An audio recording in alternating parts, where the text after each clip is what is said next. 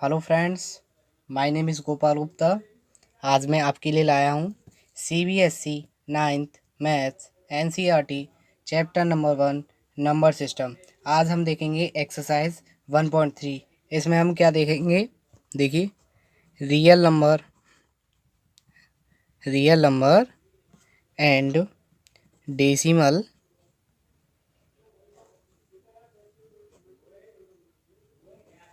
Expression.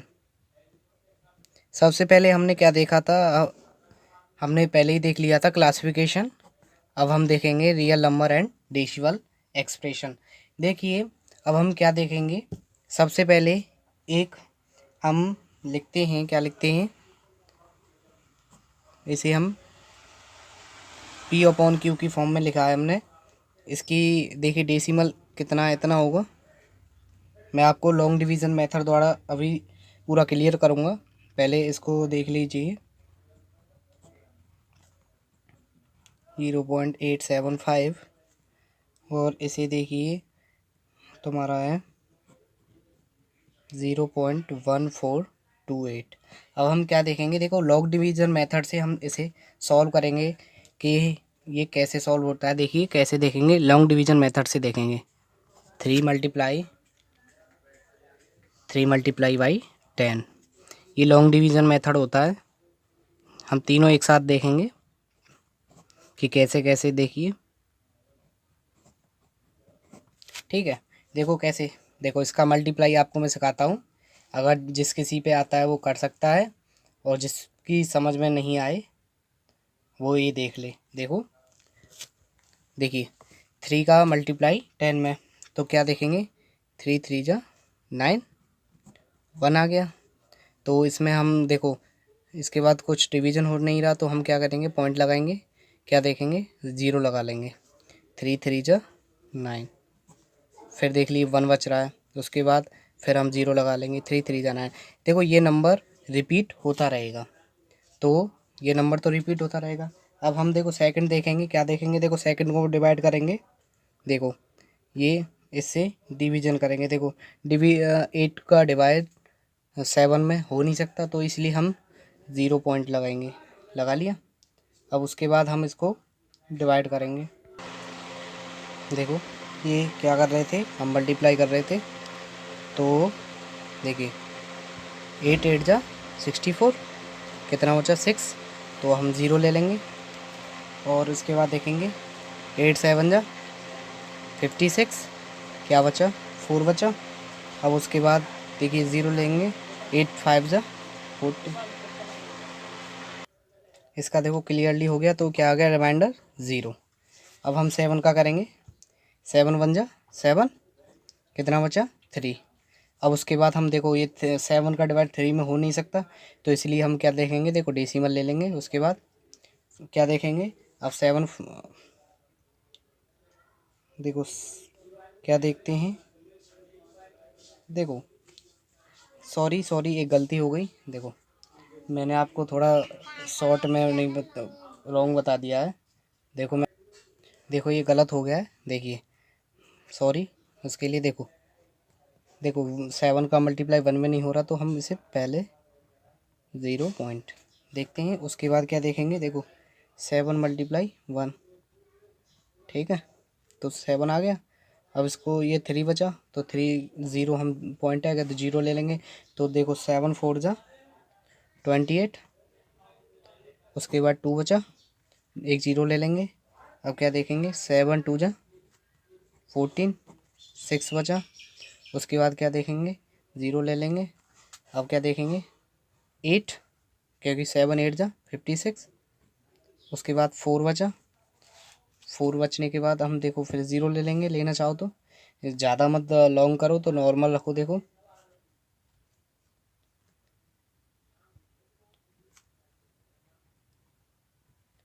ये 5 बचा। उसके बाद 0 क्या है? और देखिए ये 49, 7 7 जा 49, तो रिमाइंडर 1 बचा। हो गया। देखो ये क्लियर हुआ आपको।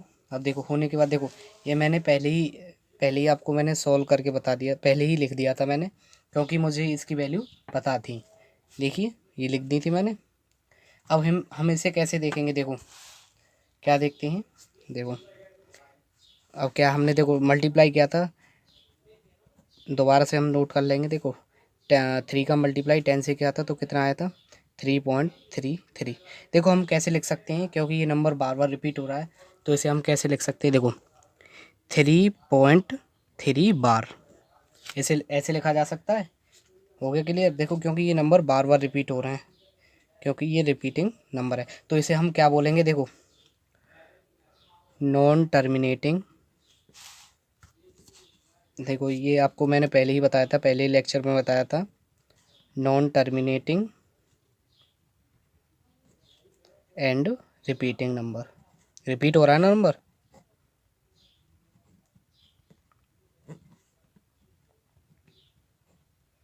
अब हम देखो सेकंड देखते हैं। अब देखो सेकंड क्या था, देखो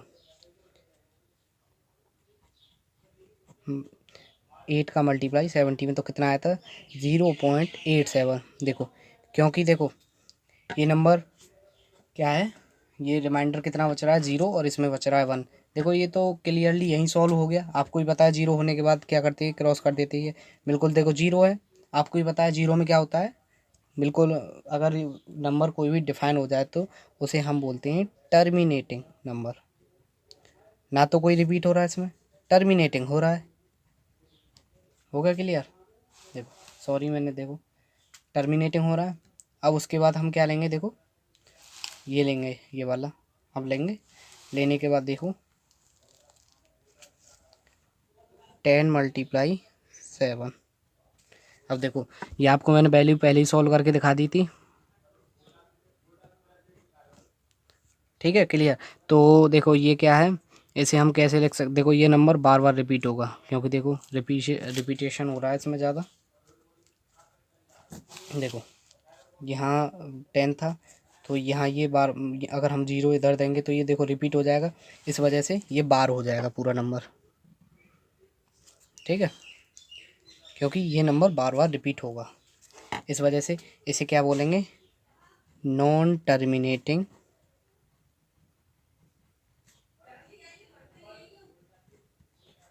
and repeating number.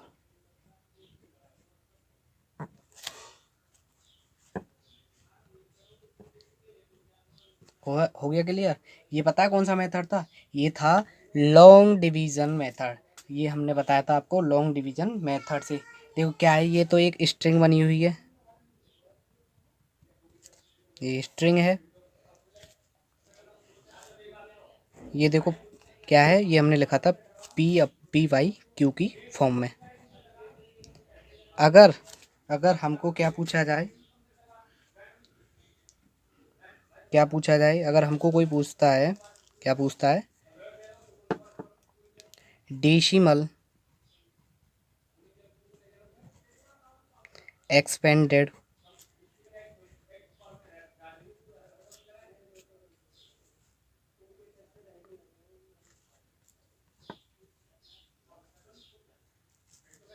Decimal expanded form P/Q। क्या है P/Q, हमको क्या बताना है कि डेसिमल एक्सपेंडेंट को हमें P/Q की फॉर्म में बताना है। देखो कैसे बताना है, एक हम एग्जांपल लेंगे जब आपको क्लियर होगा। देखो क्या है, देखो पहले मैं एक चीज़ बताता हूँ। देखो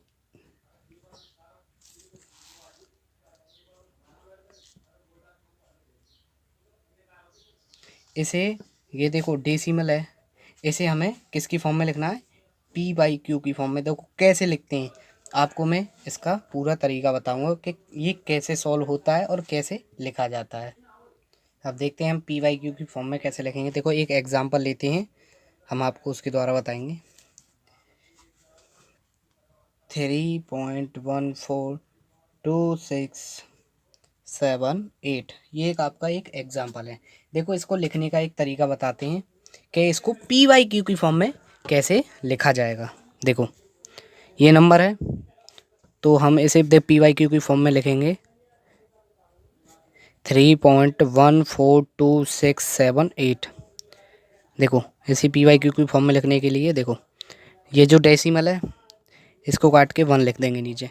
अब जितने ये नंबर लिखे हुए हैं स्ट्रिंग में उसे हम काउंट कर लेंगे 1 2 3 4 5 6। तो हम 6 नंबर नोट कर देंगे, 3 और 3 6। हो गया क्लियर? ये आपका लग गया PYQ की फॉर्म में। एक हम एग्जांपल लेंगे, एग्जांपल 8। क्या लेंगे? 3.333 ये नंबर हो रहा है रिपीट। अब हम इस नंबर को कैसे PYQ की फॉर्म में लिखेंगे? देखो सबसे पहले इसे लिखने के लिए हम क्या करेंगे, जो ये नंबर है बार बार रिपीट हो रहा है तो इसे हम बार में लिख लेंगे। ठीक है, लिखने के बाद देखो आपको मैंने बताया था इसे PYQ की फॉर्म में कैसे लिखेंगे। जितनी स्ट्रिंग में नंबर हो उसकी उतनी ही जीरो आती हैं। देखो हमने ये क्या लिखा है 3.3 बार, तो हम इसे स्ट्रिंग में लिखेंगे। देखो डेसिमल कट गया 1, कितने ही नंबर 0। हो गया क्लियर? ये आपका इतना नंबर आया 10। अब हम क्या देखेंगे, इसे हम लेट कर लेते हैं, लेट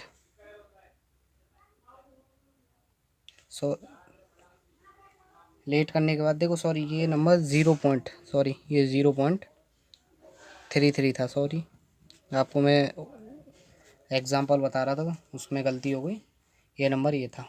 तो उसके बाद ये हो गया, होने के बाद लेट कर लेंगे हम 0.3, ये लेट हो गया। होने के बाद हम क्या करेंगे, सबसे पहले x करके, ये x था, x इजिकल टू 0.3 का बार। क्या करेंगे हम दोनों साइड मल्टीप्लाई कर देंगे, both side multiply by both side multiply by 10 का मल्टीप्लाई करेंगे बोथ साइड।